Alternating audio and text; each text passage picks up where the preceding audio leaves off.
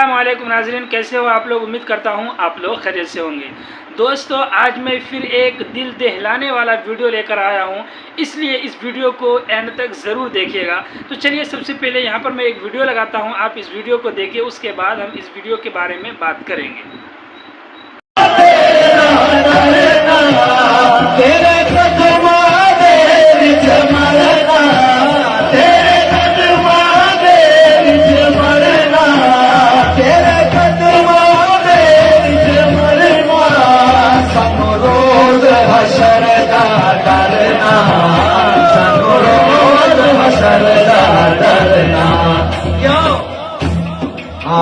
साडा तो यो वकील ते जज रे, साडा तो यो वकील ते जज रे, तुसां भलेआं दे हथ लग रे, तुसां भलेआं दे हथ लग।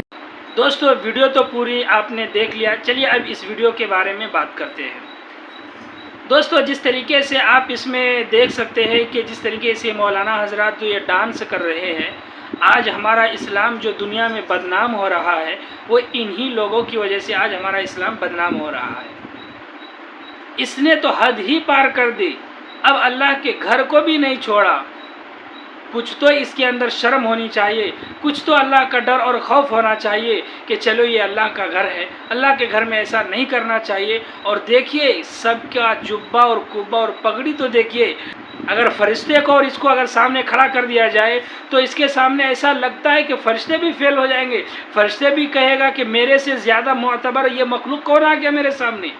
क्या मेरे दोस्तों, कुछ ऐसे ही सोचेंगे।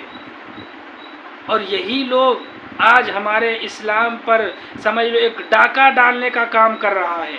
आज हमारा इस्लाम जो खतरे में है, आज दुनिया में जो इस्लाम बदनाम हो रहा है, इन्हीं लोगों की वजह से बदनाम हो रहा है। क्या है क्या नहीं है इसके पास। अच्छा देखो, पगड़ी है, जुब्बा कुब्बा सब चीज़ है, थोड़ा पैर में घुंघरू भी लगा लेते, कानों में बाली भी पहन लेते, नाक में नथिया भी पहन लेते, तो और कितना खूबसूरत लगता देखने में। मैं आखिर में यही कहना चाहूँगा कि ऐसे लोगों से अपने आप को बचाइए, अपने अहलो आयाल को बचाइए। इन लोगों की वजह से हमारा ईमान खतरे में पड़ रहा है।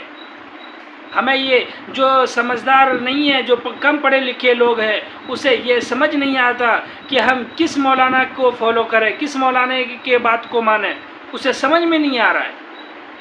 तो मेरे दोस्तों, मैं यही कहूँगा, ऐसे लोगों से दूर रहें, ऐसे लोगों का वीडियो भी ना देखें और ना ही ऐसे लोगों से कोई ताल्लुक़ रखें। उम्मीद करता हूँ ये वीडियो आपको काफ़ी पसंद आया होगा। तो चलिए फिर मिलेंगे एक नए वीडियो के साथ, जब तक के लिए दुआ में याद रखना।